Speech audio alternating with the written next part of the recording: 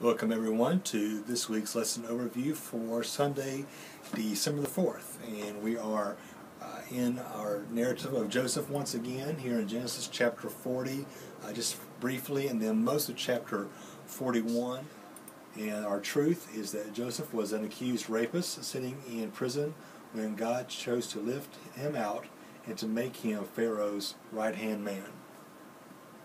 In this lesson, it's pretty straightforward as you look through and you're studying the different points that the authors are trying to get across here in this text.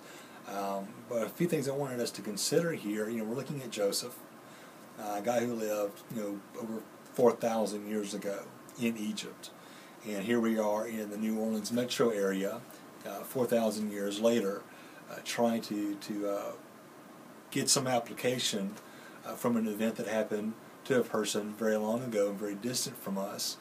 And I think there's just a lot of application to be made here. And I just want to talk about some general basic things in this lesson because when we look at Joseph and we look at the fact that this guy was in prison, he was wrongfully accused, he had done everything right, as far as being righteous in God's sight and not sinning against God by sleeping with Potiphar's wife, and here he is, almost seems to be punished for his good deeds.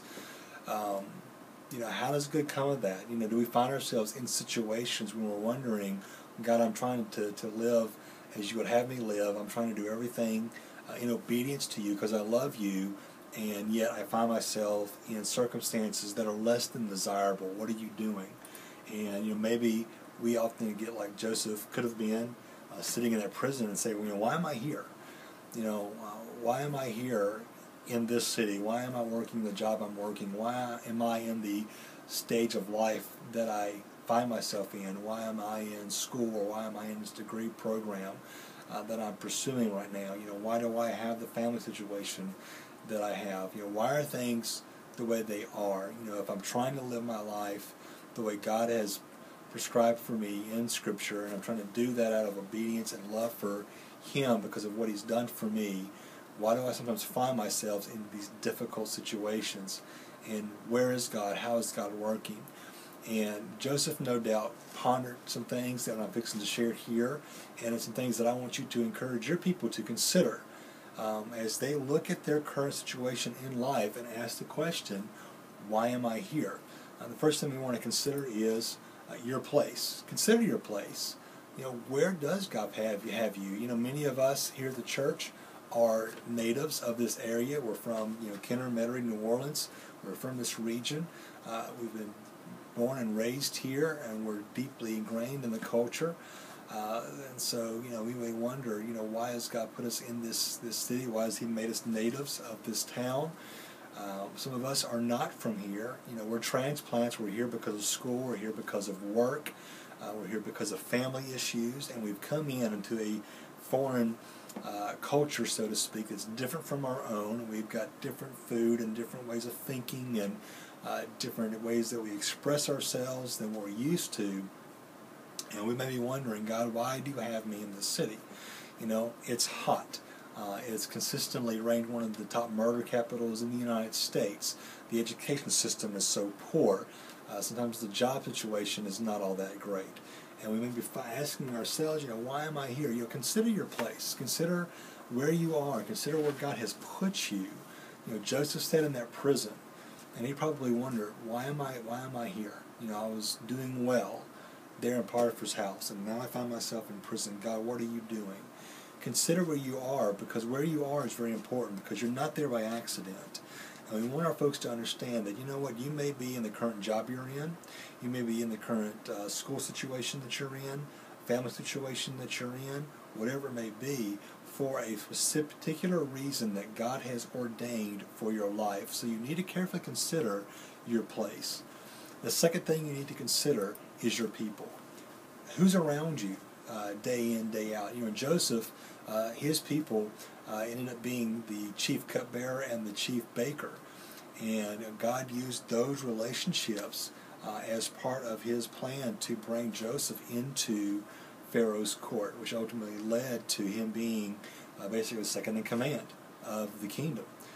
Who are your people?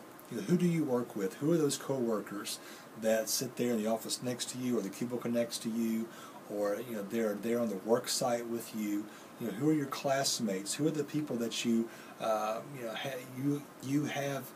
both your kids in daycare together?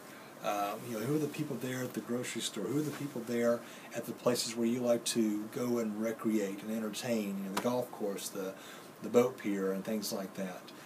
Who are your people? And realize that those people are not in your lives by mistake. That God has put those people there for a reason. It's not just happenstance that you run into them. That annoying coworker, that aggravating boss, that needy family member, they're there for a reason, and we need to recognize the circumstances God has put us in, the place He's put us in, and the people He has surrounded us with, because they're there for a reason, just as the cupbearer ultimately was there to help bring Joseph out of that prison and into the court of Pharaoh. The final thing that we need to help our folks to consider is your purpose. Once you've considered your place, and you are well aware of where you are and how you got there, and you consider your people, who God has put around you, those people, those personalities you interact with on a daily basis, then you can begin to consider your purpose. And it's going to be tied back to your place and to your people. God has us each here for a reason. It talks about in the book of Acts, chapter 17, how God, when Paul is talking to the philosophers there on Mars Hill, that God has purposed and ordained everything, all the boundaries and borders and the events in history and why they happen. He's done all that for a reason. And that's the case with our lives. Joseph was sitting there in a prison, falsely accused of rape. It's a big deal. That's a game changer right there. In our culture today, that would have drastic consequences on your life and your ability to get by in society. And yet, for God, that was nothing. It was not an obstacle for Him. It was ultimately part of the path that He had Joseph on that would bring him to a position by which he would save thousands and thousands of people, and ultimately save his brothers and his father and their families, which was going to preserve that line of promise that would ultimately bring us Jesus Christ. And so God has a purpose for our lives, and it's directly tied to our place and to our people. And we don't need to have the attitude that our job's a mistake, our friends, our coworkers, our families are just extra noise that are out there in our lives. Everything is there for a reason. Everything's there for a purpose, and we need to understand that. And we need to be going deep into Scripture, deep into our prayer lives, and asking God, what purpose do you have for me right now? How are you wanting me to glorify your name at my job, at my work, among the people you've surrounded me with? We may find that God has a very deep and special purpose that we would have never dreamed of if we would just stop and think on these things.